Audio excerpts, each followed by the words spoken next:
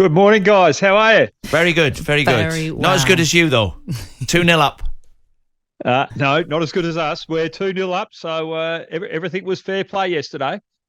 Well, was it now? Should we talk about the dismissal then? Because unfortunately, as much as it was an incredible test match and it had plenty of twists and turns, we had that incredible knock by Ben Stokes, everything is still focusing on that dismissal. It's on the front and back pages of the papers here in England. I'm not entirely sure how it's been covered in Australia, but what did you make of that dismissal?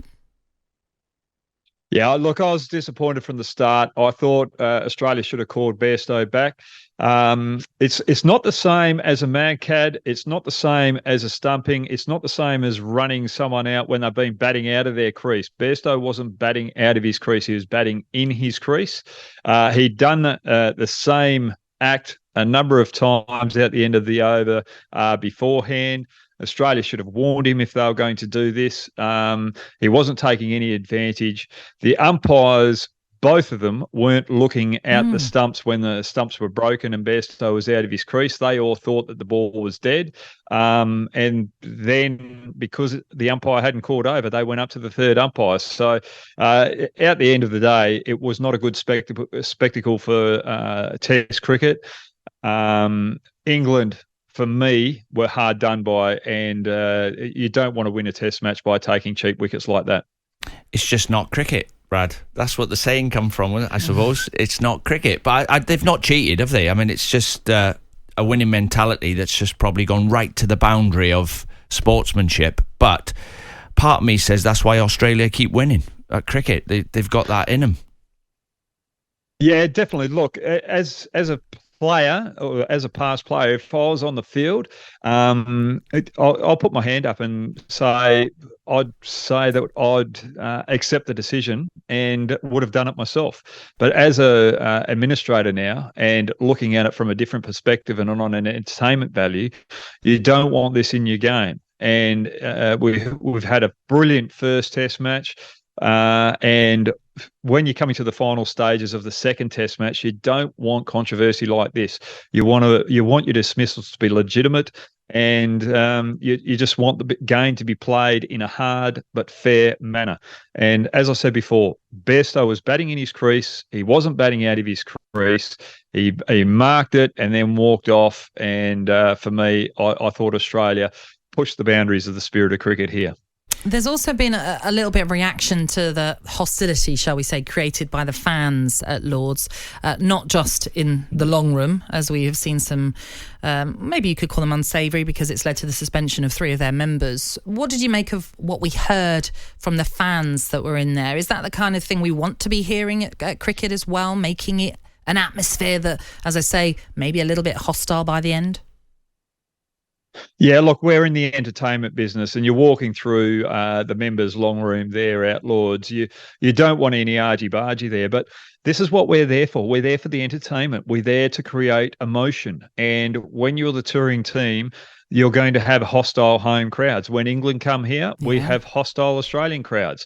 I remember playing a game against India out Bangalore. As Rudiger was given out, he stood there for 10 seconds. Then all of a sudden, the crowd started throwing water bottles out in the middle. And it was quite a touchy scenario then. And we were scared as players out there. That was back in 1996. This wasn't anything like that. It was just more words. And for me, the Australian players sort of just walked past, not engaged in anything, and just got into the change rooms and settled down and thought about what they're going to do the next session. Don't engage with the fans. They're there. They're going to be emotional, and just let it slide off the shoulders.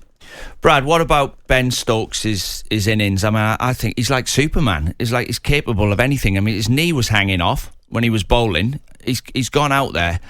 And I was listening to Alistair Cook. He was in disbelief at how he was picking off 90-mile-an-hour bouncers with everybody out on the boundary and just kept middling it. Eventually they got him, but what an innings. Yeah, look, he's someone that I'd love to play under. He's a leader. just the way that he puts his body on the line. It's just not his batting. The way that he bowled in that second innings, as you said, with his leg hanging off, it just shows that playing Test cricket for England means so much. But in those tough situations, it seems as though he's the man for those scenarios. He wants the pressure on him. When things are a little bit easy, he doesn't perform as well. It's in those tough moments, and that's why he's the captain of England. That's why he's a leader, and that's why England have done so well over the last year and a half. And I hope that England are rewarded for the entertainment that they've provided over the last year and a half with the World Test Championship final at the end of this 2 years, led by Stokes. And I'm just worried about that knee, that injury. If it's that bad, he might not finish this series, and we don't want that for the entertainment value. Well, after what we witnessed over the last few days, and in particular yesterday, perhaps there's going to be a bit more of a fire in the belly for England, because maybe they've been a bit too nice, and we'll see a very different England side at Headingley on Thursday. Brad, it's always lovely to chat to you. Thank you. Thanks, Brad. Thank you very much for that. Brad, sorry. Hopefully they're aggressive like they were in the second innings when they had their ball in hand, because they really troubled the Australian middle order there. And I absolutely love those tough contests. Yeah. Right. Thanks, Brad. Thanks very much. Brilliant, Brad. Thanks. Great to chat to you. So many of you have also, who are listening in right now, want to have their say on what we saw at Lords. Darren, England fan, has given us a call on 03717223344. Morning to you, Darren. Morning, Darren. Morning. Great show, guys. Thank you, Darren. So give us your reaction then to what we've seen over the last few days. First of all, Kerry did nothing wrong. No? If you look at the video, he threw that ball as he caught it. So, and over was not called. And that's by the umpire. It doesn't matter if they're walking away.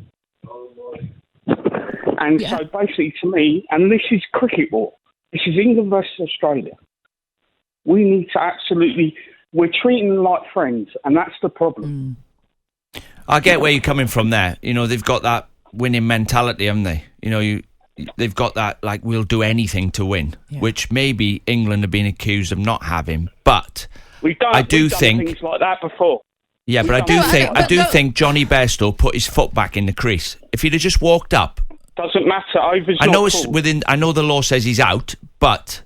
And I think that's the end of the day. No one's saying it shouldn't have been out by the law of the game, because they followed the laws exactly to the letter. Absolutely. It's just whether or not it's in the spirit of the game, Darren. That's the biggest discussion, really. Spirit means nothing. It's war. It's England versus Australia. Yeah. Well, there's nothing I can say to that. No, you're right. You're right. You know, and we've heard it already from the first two tests. Maybe England have just been a bit too friendly, like you say. Maybe they've just been a bit too nice. Maybe they need to have a bit more of a spite about them, and maybe we'll see that at Headingley. So, Darren, thank you. Appreciate you joining us. talkSPORT Breakfast, waking you up Monday to Friday morning from 6 a.m. on AM, on DAB, via the talkSPORT app and on your smart speaker. talkSPORT.